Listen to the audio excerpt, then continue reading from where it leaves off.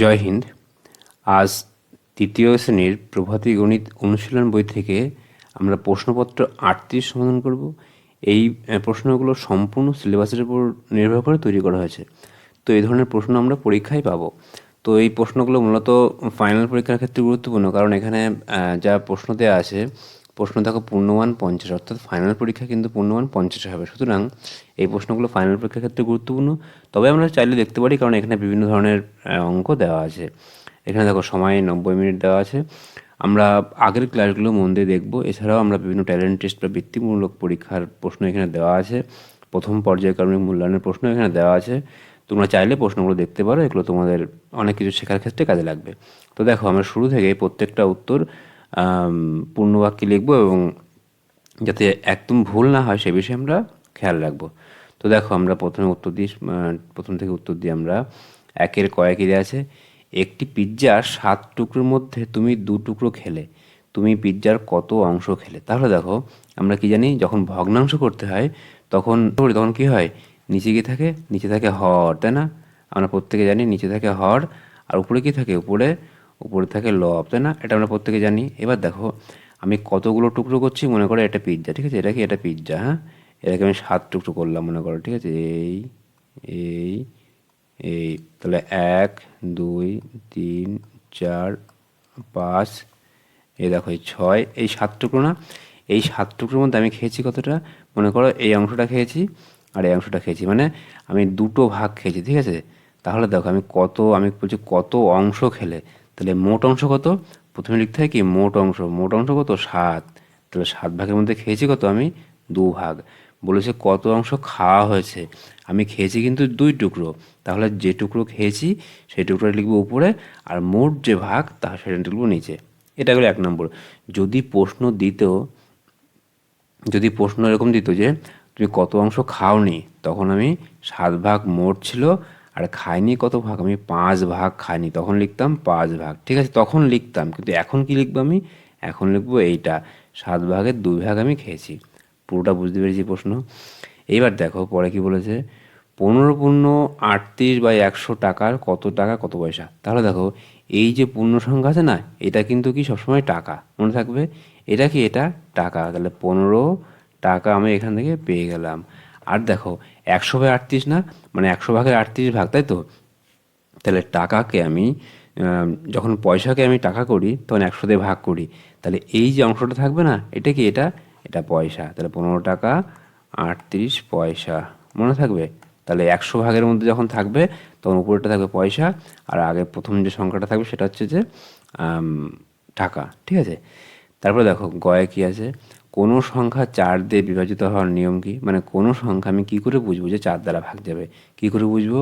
আমরা কিন্তু প্রত্যেকটা এই ক্লাসে কিন্তু দেওয়া আছে, দেখবে যে কোনো সংখ্যা 2 দ্বারা, 3 দ্বারা, 5 দ্বারা, 4 দ্বারা, 6 দ্বারা, 7 দ্বারা, 8 দ্বারা, 9 দ্বারা, 10 দ্বারা, 11 দ্বারা, 13 দ্বারা, 17 দ্বারা, 19 দ্বারা ভাগের নিয়মের যে সূত্রাবলী, সব কিন্তু এই ক্লাসে দেওয়া আছে। তোমরা চাইলে আগের ক্লাসটা দেখে নেবে।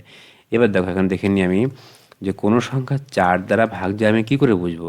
ধরো একটি বড় সংখ্যা দেওয়া আছে, অনেক বড়, ঠিক আছে? মনে করো সংখ্যা দেওয়া আছে 3 5 7 2 9 1 4 3 2 1 6। এত বড় একটা সংখ্যা, দেখছো কি বড় সংখ্যা?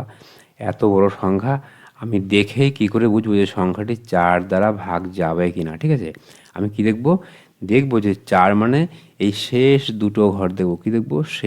লাস্ট 2 ডিজিট, ঠিক আছে? শেষ দুটো ঘর যদি 4 দ্বারা ভাগ যায়, এই শেষ দুটো ঘর যদি 4 দ্বারা ভাগ যায়, তাহলে মূল সংখ্যাটিও 4 দ্বারা ভাগ যাবে, ঠিক আছে? তাহলে দেখো, এই 16 মানে 4 দিয়ে ভাগ যায়, 16কে 4 দিয়ে ভাগ যায়, তাহলে এই মূল যে সংখ্যাটা, এত বড় যে মূল সংখ্যাটা, এই সংখ্যাটিও 4 দ্বারা ভাগ যাবে। তাহলে কি দেখবো? লাস্ট 2 সংখ্যা, ঠিক আছে? শেষ দুটো সংখ্যা যদি 4 দ্বারা ভাগ যায়, তাহলে মূল সংখ্যাটিও 4 দ্বারা ভাগ যাবে, ঠিক আছে? তারপরে দেখে নিই পরের পৃষ্ঠায় কি ধরনের অঙ্ক দেওয়া আছে। এখানে দেখো লেখা আছে যে 1000-এর, এখানে কি দিয়েছে দেখো, 1000-এর 1-এর 10 অংশ। তাহলে প্রথমে লিখবে 1000, লিখবো এই 1000-এর 1-এর 10 অংশ, 1000-এর তাহলে গুণ হবে 1-এর 10 অংশ কত? তাহলে কি হবে, এই শূন্যর সঙ্গে এই শূন্য কেটে যাবে, 100 গুণ 1 কত হয়? 100। তাহলে 1000-এর 1/10 মানে কত? 100। তুমি লিখবে 100, ঠিক আছে। তারপর দেখো 1 ডেকালিটার মানে কত লিটার? তাহলে মেট্রিক পদ্ধতির যে স্কেল আমরা জানি কিলো, হেক্টো, ডেকা, ডেসি, সেন্টি, মিলি, আর মাঝখানে কি আছে? মাঝখানে মূল একক কি কি আছে? মিটার, লিটার, গ্রাম।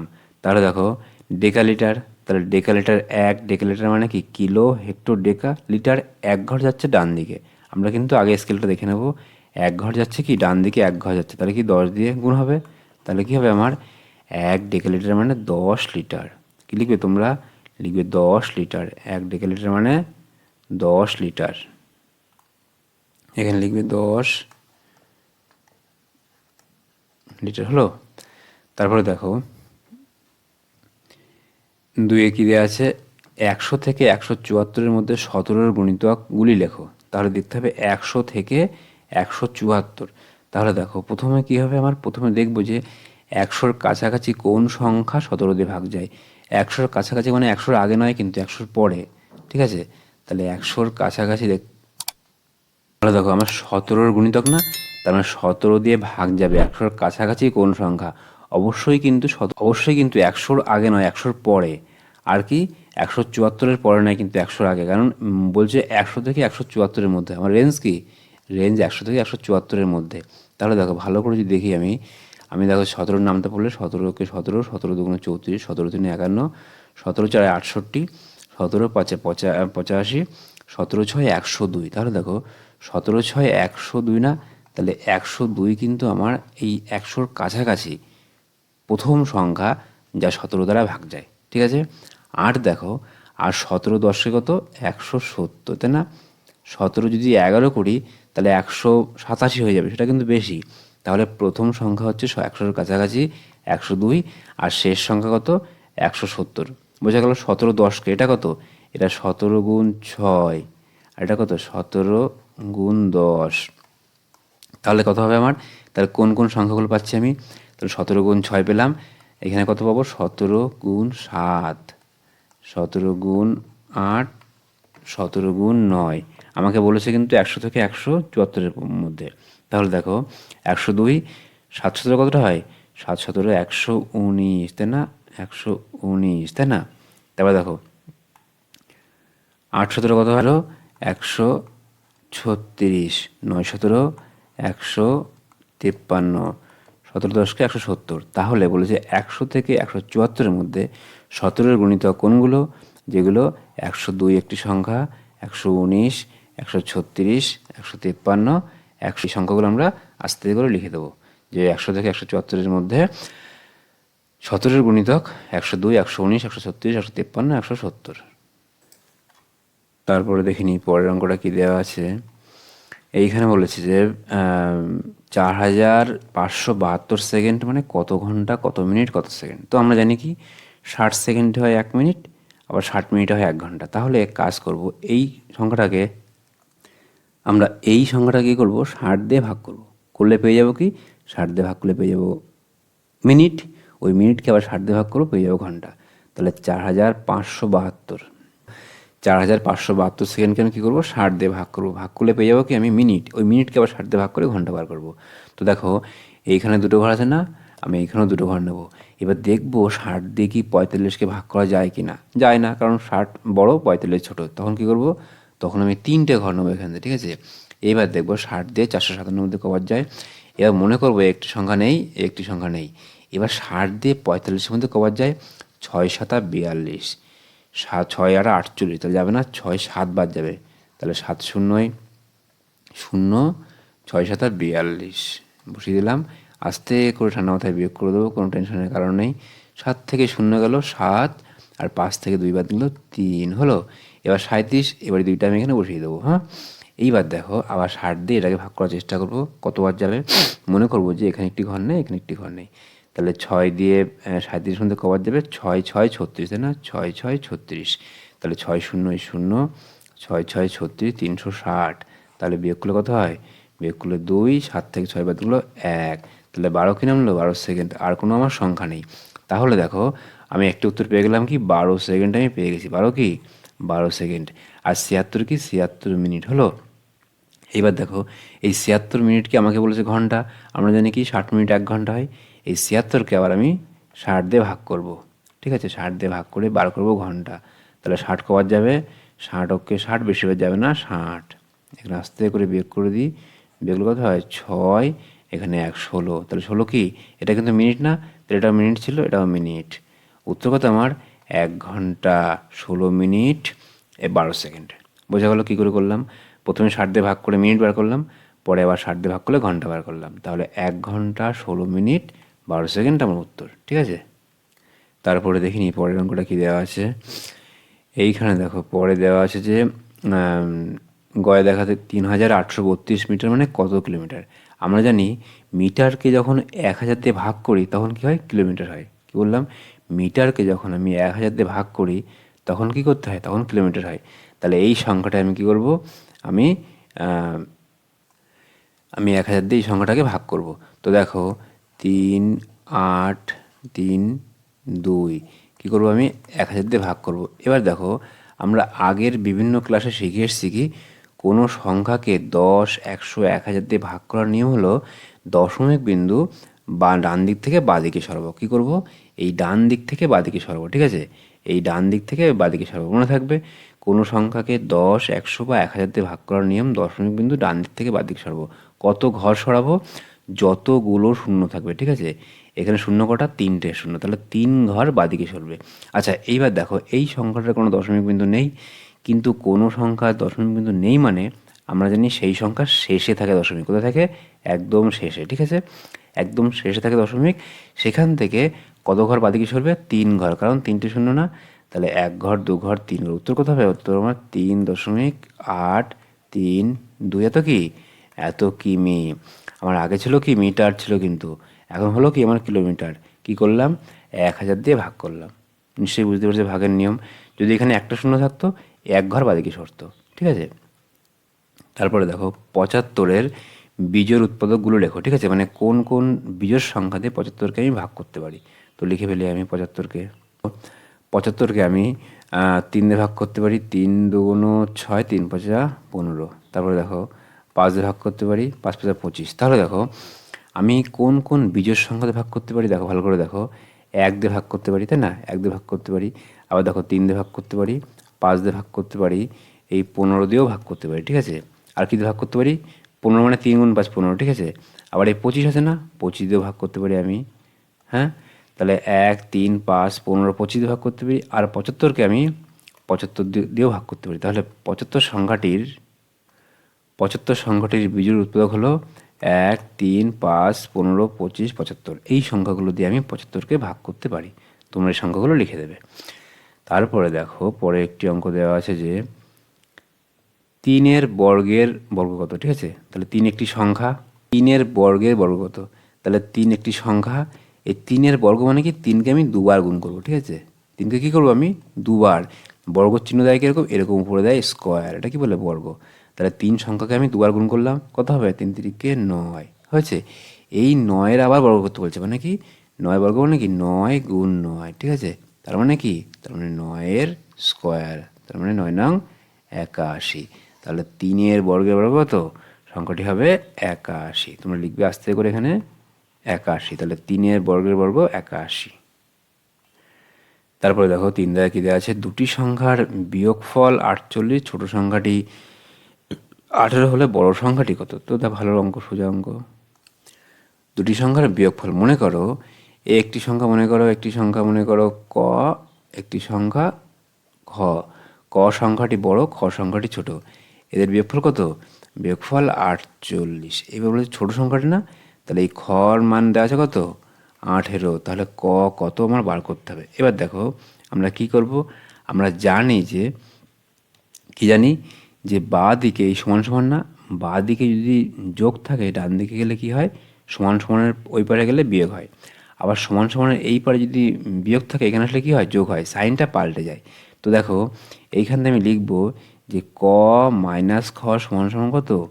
48। এবার ক সমান সমান কত হবে? এই যে বিয়োগ আছে না, বিয়োগ, তাহলে এই বিয়োগ 18টা এই ডান দিকে আমি নিয়ে যাবো, সমান সমান এদিকে নিয়ে গেলে কী হবে? যোগ হবে। তাহলে 48 সঙ্গে কী করবো আমি? 18 আমি যোগ করে দেবো, তাহলে উত্তর আমার হয়ে যাবে। তাহলে 8 আর 8 16, 6 হাতে আমার 1, 4 আর 1 5 আর 1 6, 66। তাহলে ক সংখ্যাটি কত? 66। তুমি চাইলে আলাদা করে হিসাব করে দেখতেও পারো যে এই 66 থেকে 18 বাদ দেবে, দেখবে 48 আসবে। ঠিক আছে, তাহলে আমি কি করলাম, ধরলাম একটি সংখ্যা ক, অপর সংখ্যাটি খ, বড় সংখ্যাটি ক, ছোট সংখ্যাটি খ। এবার খ এর মান দেওয়া আছে 18, তাহলে ক বিয়োগ 18 সমান সমান 48। ক এর মান কত? 48 যোগ 18 হলো। এইবার দেখো একটি সরল অঙ্ক দেওয়া আছে, এখানে সরল অঙ্কটা করবো আমরা।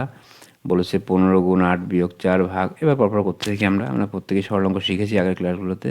তো দেখো আমি লিখে নিই। আমি সরল অঙ্ক ক্ষেত্রে আমরা যখন শিখে এসেছি কি প্রথমে করতে হয় ব্র্যাকেটের কাজ, প্রথমে ফার্স্ট ব্র্যাকেটের কাজ করতে হয়। এটাকে বলে ফার্স্ট ব্র্যাকেট, এটাকে বলে সেকেন্ড ব্র্যাকেট এবং এটাকে বলে থার্ড ব্র্যাকেট। এইবার ব্র্যাকেটের মধ্যে প্রথম করতে হয় ভাগের কাজ, প্রথমে ফার্স্ট ব্র্যাকেটের কাজ করব।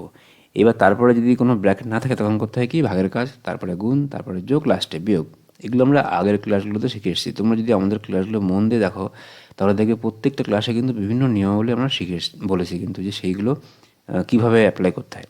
তো দেখো প্রথমে করবো কি এই কাজটা করবো। ঠিক আছে, 5 গুণ 8, তাহলে আমি লিখি এখানে আমি থার্ড ব্র্যাকেট যেমন ছিল বসিয়ে দিলাম, এখানে সেকেন্ড ব্র্যাকেট দিলাম। কত হবে এখানে? 5 গুণ 8, 40। 40 বিয়োগ কত? বিয়োগ 4 হলো। সেকেন্ড ব্র্যাকেট দিলাম, ভাগ 4 যেমন ছিল বসিয়ে দিলাম, থার্ড ব্র্যাকেট দিলাম, বিয়োগ সেকেন্ড ব্র্যাকেট। 56কে আমি 8 দিয়ে ভাগ করবো, কত হয়?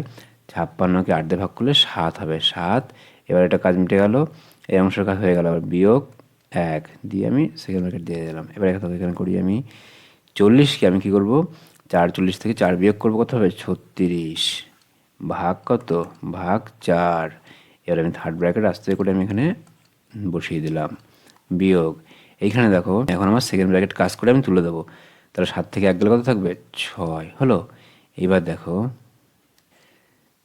36কে আমি 4 দিয়ে ভাগ করবো, তাহলে 36কে আমি যদি 4 দিয়ে ভাগ করলে কত হবে? 9। তোমরা আলাদা করে এখানে 36কে 4 দিয়ে ভাগ করে দেখবে 9। তাহলে এবার থার্ড ব্র্যাকেটের কাজও আমার হয়ে গেল, ব্র্যাকেট তুলে দিলাম, বিয়োগ 6। তাহলে 9 থেকে 6 বাদ দিলে 3। তো উত্তর কত আমার? উত্তর সরল অঙ্কের উত্তর আমার 3। তোমরা লিখবে উত্তর। তারপরে দেখো পরের অঙ্কটা কি আছে এখানে। দেখো এখানে বলা আছে যে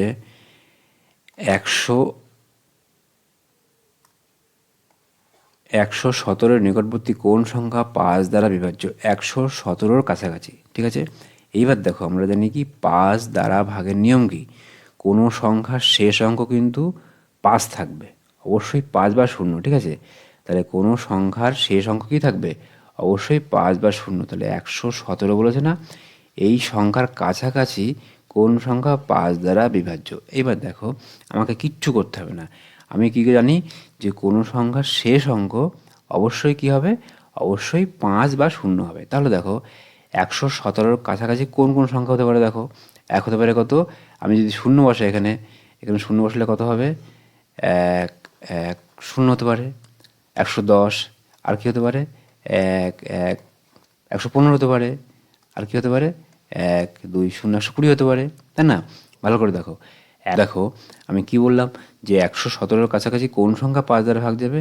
আমার বুদ্ধি খাটিয়ে ভাগ করার কোনো দরকার নেই, জাস্ট আমি বুদ্ধি খাটাবো। কি বুদ্ধি খাটাবো? আমরা জানি যে 5 দ্বারা ভাগের নিয়ম কি? এই লাস্ট অঙ্ক কী হবে? হয় 0 হবে, নয় 5 হবে। তাহলে 117 কাছাকাছি কী হতে পারে? 110 হতে পারে, 115 হতে পারে, 120 হতে পারে। কিন্তু দেখো 117, তাই না? এর কাছাকাছি 115 নাকি 120? এই 117 থেকে 3 ঘর যেতে হবে, 3 ঘর ঘর যেতে হবে। 3 ঘর গেলে আমি পাবো কত? 3 ঘর পেলে আমি পাবো 20। আর এখান থেকে 2 ঘর এগিয়ে আসলে আমি পাবো কত? 115। তাহলে কাছে কোনটা? কাছে 115 না 120? 3 ঘর কিন্তু পরে আর 2 ঘর আগে, তাহলে কাছাকাছি কোনটা? কাছাকাছি আমার 115, মানে 117 কাছে বলেছে, ছোটো বড় বলেনি কিন্তু যে 117 থেকে বড়, 117 থেকে কম তা বলেনি কিন্তু, বলেছে কাছে। তাহলে কাছে কিন্তু 115। তাহলে 117 কাছাকাছি 5 দ্বারা বিভাজ্য সংখ্যাটি হলো 115, কারণ এই 117 থেকে 2 ঘর কমে আসলে 115, কিন্তু 120 117 থেকে 3 ঘর এগিয়ে যেতে হবে, সুতরাং 115 উত্তর। তারপরে দেখো পরেরটি অঙ্ক দেওয়া আছে কি, এখানে দেওয়া আছে যে 6 থেকে 36.6 মিটার লম্বা একটি লোহার রডকে সমান 3টি অংশ করে মাঝের অংশটি সবুজ রং করা হলো। মনে করো রডটা এরকম দেওয়া আছে, কত মিটার লম্বা? 30.6। এটাকে 3টে ভাগ করতে হবে, 1 2 3টে, 2টো খণ্ড করলাম, 3টে খণ্ড হয়ে গেল। এই অংশটা কী করেছে? এই অংশটা সবুজ রং করেছে। কী রং করেছে? সবুজ রং, তাহলে এরকম করে সবুজ রং করে দিয়েছে, এরকম করে সবুজ রং করেছে। তাহলে এই অংশটার কত মিটার তা বার করতে হয়। তাহলে কি করব, এই 30.6 মিটারকে আমি 3 দিয়ে ভাগ করে দেবো। 30.6 মিটার কী করবো, আমি 3 দিয়ে ভাগ করে দেবো। তো দেখো করে ফেলি আমি। লোহার যে রডটি 30.6 মিটার লম্বা, আমি এটাকে কী করবো, আমি 3 দিয়ে ভাগ করে দেবো। তো 3 দিয়ে ভাগ করি আমি। 3 প্রথমে একটি ঘরের মধ্যে নেবো, কতবার যাবে, 3 যাবে, 3-এর মধ্যে 1 বাদ যাবে, তাহলে কত হবে, 3 অক্ষে 3। এবার কিছু নামে না, এই শূন্য নামে গেল। 3 শূন্যর মধ্যে কতবার যাবে, 0 বার যাবে, 3 শূন্যই 0 হয়ে গেল। এবার দশমিক বিন্দুটা এখানে না নেমে এখানে চলে আসলো, ঠিক আছে। এবার নামলো 6, তাহলে 3 6-এর মধ্যে কবার যাবে, 2 বার যাবে, 3 2 6। তাহলে আমার যে মাঝখানের যে অংশটা সেটা 10.2 মিটার। বোঝা গেল? কারণ প্রত্যেকটা টুকরো কিন্তু সমান, কিন্তু আমার প্রত্যেকটা টুকরোই সমান। তাহলে এই মাঝের অংশ বলো, প্রথম অংশ বলো আর শেষ অংশ বলো, প্রত্যেকটা অংশই কিন্তু আমার 10.2 মিটার করে লম্বা। যেহেতু সমান 3টে ভাগে ভাগ করা হয়েছে, তা আমি 3 দিয়ে ভাগ করে দিলাম। তাহলে 10.2 মিটার আমার প্রত্যেকটা অংশের দৈর্ঘ্য 10.2 মিটার। কিন্তু আমার চেয়েছে মাঝের কত অংশ সবুজ রং করা হয়েছে, তাহলে 10.2 মিটার অংশ সবুজ রং করা হয়েছে। তারপরে দেখো পরের অঙ্কটা কী আছে, শাশ্বতী, সোমদীপ্তা ও অঙ্কন মোট 500 টাকা নিয়ে মেলায় গেল। ভালো কথা। তারা 3জনে 20 টাকা মাথাপিছু বিনিময়ে টিকিটের নাগরদোল্লা চলল। অঙ্কন 28 টাকা, সোমদীপ্ত 42 টাকা ও শাশ্বতী 50 টাকার ব্যক্তিগত জিনিস কিনল। অবশেষে প্রত্যেকে 80 টাকা করে ফুচকা খাওয়ার পর তাদের কাছে আর কত টাকা থাকবে। তো ভালো কথা, প্রথমে দেখো কী করবো আমি, প্রথমে তাদের কাছে মোট 80 টাকা কি দেখলাম যে 500 টাকা নিয়ে তারা মেলায় গেছে, খুব ভালো কথা। এবার দেখো 3জনে প্রত্যেকে কিন্তু মাথাপিছু করে 20 টাকা করে তারা নাগরদোলায় চললো, তাই না। তাহলে প্রত্যেকের মাথাপিছু 20 টাকা, তাহলে মোট কত খরচা হবে, তাহলে 20 গুণ 3, নাগরদোলা চড়ার জন্য 20 গুণ 3 মানে 60 টাকা খরচা হয়েছে। এবার দেখো ব্যক্তিগত জিনিস কিনেছে গিয়ে এই 28 টাকার অঙ্কন, সোমদীপ্তা 42 টাকা আর শাশ্বতী 50 টাকার ব্যক্তিগত জিনিস কিনলো। তাহলে কি ওই 42, 28 এবং 50 যোগ হবে, হলো। এইবার দেখো অবশেষে কি হয়েছে, প্রত্যেকে 80 টাকা করে খাওয়া দাওয়া করেছে। তাহলে 3জন কিন্তু 80 টাকা করে, 3 গুণ 80, তাহলে 3 8 24, 240 টাকা খাওয়া দাওয়া করেছে। তাহলে এই মোট যে টাকা সবটা আমি যোগ করব, ঠিক আছে। যোগ করার পরে 500 থেকে বাদ দিলে আমি পেয়ে যাবো যে তাদের কাছে আর অবশিষ্ট কত টাকা থাকবে, ঠিক আছে। তো দেখো অঙ্কটা করি আমি লিখে নিয়েছি এখানে যে নাগরদোলা যখন 3জন চড়ে প্রত্যেকে কত 20 টাকা করে, তাই না। তাহলে মোট কত খরচ হয়, 3 গুণ 20 60 টাকা। তাহলে নাগরদোলার জন্য কত খরচ হয়, 60 টাকা। তারপরে দেখো ব্যক্তিগত জিনিস কেনে, অঙ্কন কেনে ক টাকার, 28 টাকার, সোমদীপ্তা কেনে 42 টাকার, শাশ্বতী কেনে 50 টাকা। তাহলে এই টাকাগুলো তারা ব্যক্তিগত জিনিস কিনেছে। অবশেষে তারা খাবার খায় ক টাকার, প্রত্যেকের মাথাপিছু 80 টাকা, কিন্তু প্রত্যেকের মাথাপিছু 80 টাকা, 3জন খাবার খায়, তাহলে 3 কত 24, 240 টাকা। এইবার মোট যোগ করে দেবো, তাহলে মোট কত টাকা তারা মেলাতে খরচ করে। তাহলে দেখো যোগ করি আমি, 8 আর 2 10 0, হাতে আমার কত, হাতে আমার 1, 4 1 5 আর 5 10, আর 6 16, আর 6 22 2, হাতে আমার 2 2 আর 2 4, 420 টাকা। তো 420 টাকা তারা মেলাতে খরচ করে। তারা মেলায় নিয়ে গেছিলো কত টাকা, 500 টাকা তারা মেলায় নিয়ে গেছিলো, খরচ হয়েছে কত, 420 টাকা তারা মেলায় খরচ করেছে। এখন তাদের কাছে আর কত টাকা থাকবে, 0 8 80 টাকা। তাহলে মেলা থেকে তারা অবশিষ্ট আর 80 টাকা ফেরত আনবে। বোঝা গেল? তাহলে প্রত্যেকের খরচটা আমি প্রথমে যোগ করেছি, যোগ করার পরে মোট টাকা থেকে বাদ দিয়ে আমি বার করলাম যে কত টাকা তারা আর বাড়িতে ফেরত আনবে। 80 টাকা তারা বাড়িতে ফেরত আনবে, ঠিক আছে। তারপরে দেখে নিই। তারপর দেখো, একটি নারকেল বাগানে 10টি নারকেল গাছের প্রথম 5টিতে গড়ে 22টি করে এবং শেষ 5টিতে গড়ে 18টি করে নারকেল ফলেছে। বাগান থেকে 40টি নারকেল পেরে নিয়ে যাওয়ার পর এখন গাছগুলিতে গড়ে কতগুলো নারকেল থাকবে। তাহলে গড়ে কতগুলো বলেছে, গড়ে কতগুলো। তাহলে দেখো প্রথম কাজ করবো কি, প্রথমে আমি বার করবো যে গাছগুলোতে মোট নারকেল কত। তাহলে 5টি গাছে গড়ে 22টি করে, তাহলে 5 গুণ 22 মোট নারকেল পেয়ে যাবো, ঠিক আছে। গড়ের সঙ্গে এই মোট গাছ সঙ্গে গুণ করলে আমি পেয়ে যাবো যে মোট কতগুলো নারকেল আমার গাছে ফলেছে, হলো। শেষ 5টিতে গড়ে 18টি করে, তাহলে শেষ 5টিতে কত হলে মোট আমি বার করব। বার করার পরে তাহলে মোট 10টি গাছে কত নারকেল ফলেছে পেয়ে গেলাম। এরপরে আমি যেহেতু 40টা নারকেল আমি পেরে নিয়েছি, আমি এই 40টা নারকেল কী করবো, আমি বাদ দেবো, ঠিক আছে। তারপরে যতগুলো নারকেল থাকবে সেই নারকেলগুলো মোট বাগানের গাছে অবশিষ্ট। আমাকে বলেছে প্রত্যেকটি গাছে গড়ে না, তাহলে মোট গাছ সংখ্যা কত? গড় 10, 10 দিয়ে ভাগ করলে আমি পেয়ে যাবো যে প্রত্যেকটা গাছে গড়ে কতগুলো নারকেল অবশিষ্ট থাকবে। ঠিক আছে? তো দেখো আমি লিখে নিয়েছি যে প্রথম 5টি গাছে মোট নারকেল, তাহলে প্রত্যেকটা গাছে কিন্তু গড়ে কটা করে ফলে? 22টা করে। তাহলে মোট কত? 5 গুণ 22। শেষ 5টি গাছে গড়ে কত? 18টি করে। তাহলে মোট কত ফলবে? 5 গুণ 18। তাহলে আমি যোগ করে নিই, পাশে জায়গা নেই, পাশে এখানে যোগ করছি। ঠিক আছে? 5 গুণ 22 কত হয়? 110টি। আর এরকম 5 গুণ 18 কত হয়? 90টি। তোমরা এই পাশে লিখবে। ঠিক আছে? তাহলে দেখো তাহলে 10টি গাছে মোট নারকেলের সংখ্যা কত? 10টি গাছে মোট নারকেল কত? 0, 9 একে 10 0, হাতে আমার 1, 1 আর 1 2। তাহলে মোট 200টি নারকেল আমার ফলেছে 10টি গাছে। বোঝা গেল এখান থেকে? তাহলে 10টি গাছে মোট আমার 200টি নারকেল ফলেছে। এবার দেখো কি বলেছে, এই 200টি নারকেল থেকে আমি 40টা নারকেল কিন্তু গাছ থেকে আমি পেরে নিয়েছি। তাহলে এখন আমার গাছে অবশিষ্ট কতগুলো নারকেল থাকবে? তোমরা লিখবে যে 200টি নারকেল থেকে 40টা নারকেল পাড়ার পর গাছে আর নারকেল থাকবে কত? 200 বিয়োগ 40, বিয়োগ করে দিই, বিয়োগ করলে 0, 10 থেকে 6 গেল, 10 থেকে 4 বাদ গেল 6, 1 নেমে গেল, এখন 160টি। তাহলে 160টি নারকেল আমার গাছে এখনও আছে। আমাকে বলেছে প্রত্যেকটি গাছে গড়ে কতগুলো? তাহলে প্রত্যেকটি গাছে